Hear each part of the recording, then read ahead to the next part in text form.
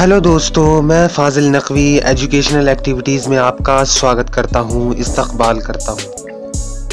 और आज हम भारत के 5वें प्रधानमंत्री और किसान नेता चौधरी चरण सिंह के जीवन पर रोशनी डालेंगे और जानेंगे कि चौधरी साहब ने अपने जीवन में किस तरह से किसानों के हित में लड़ाई लड़ी और किस तरह से संघर्ष किया। तो चलिए शुरू करते हैं, वीडियो में अंत तक बने रहिएगा। दोस्तों, चौधरी चरण सिंह का जन्म 23 दिसंबर 1902 को उत्तर प्रदेश हापुड़ के नूरपुर गांव में एक जाट परिवार में हुआ था। चौधरी साहब के पिता चौधरी मीर सिंह ने अपने नैतिक मूल्यों को विरासत में चरण सिंह को सौंपा था। जब चौधरी साहब 6 साल के थे तब उनके पिता पूरे परिवार के साथ नूरपुर से भूपगढ़ आकर बस गए थे और यहीं से चौधरी साहब के दिल में गरीबों और किसानों के शोषण के खिलाफ आवाज उठाने का जज्बा पैदा हुआ।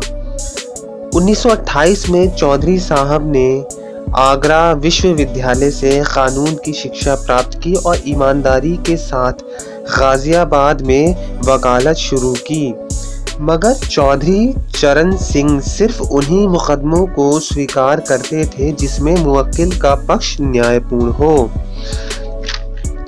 1929 में कांग्रेस के लाहौर अधिवेशन में पूर्ण स्वराज उद्घोष से प्रभावित होकर युवा चरण सिंह ने गाजियाबाद में कांग्रेस कमेटी का गठन किया था। इसके बाद 1930 में महात्मा गांधी द्वारा सविनय अवज्ञा आंदोलन के नमक कानून तोड़ने का आह्वान किया। गांधी जी ने डांडी मार्च किया और चौधरी साहब ने गाजियाबाद की सीमा पर बहने वाली हिंदन नदी पर नमक बनाया। फिर उसके बाद चौधरी साहब को 6 महीने की सजा हुई। जेल से छूटने के बाद चौधरी साहब ने खुद को पूरी तरह से स्वतंत्रता संग्राम में समर्पित कर दिया गांधी जी के नेतृत्व में। 1940 के व्यक्तिगत सत्याग्रह में चौधरी साहब गिरफ्तार हुए। भारत छोड़ो आंदोलन के समय चौधरी चरण सिंह ने गाजियाबाद, हापुड़, मेरठ, मवाना, सरथना, बुलंदशहर के गांव में गुप्त क्रांतिकारी संगठन तैयार किया और ब्रिटिश हुकूमत को बार बार चुनौती दी।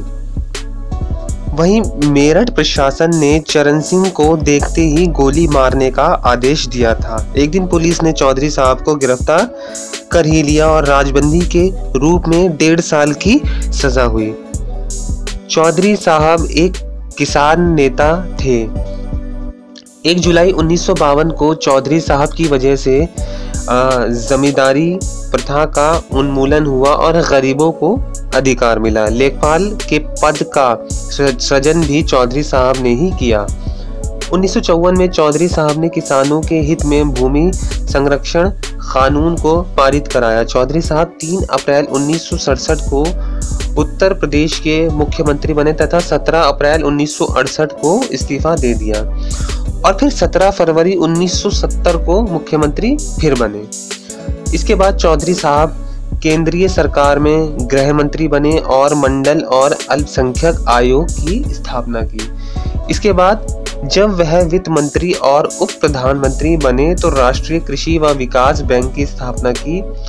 चौधरी साहब 28 जुलाई 1979 को देश के प्रधानमंत्री बने।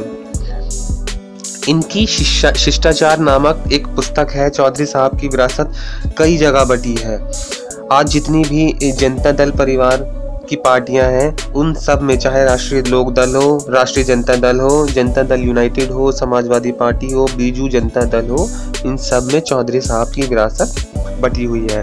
चौधरी साहब हमेशा किसानों के हित में, किसानों के लिए अपनी सारी जिंदगी लड़ते रहे, गरीबों के लिए अपनी सारी जिंदगी लड़ते रहे और जब तक वह प्रधानमंत्री रहे उन्होंने देश की भलाई के बारे में सोचा। चौधरी साहब की मृत्यु 29 मई 1987 को हो गई थी।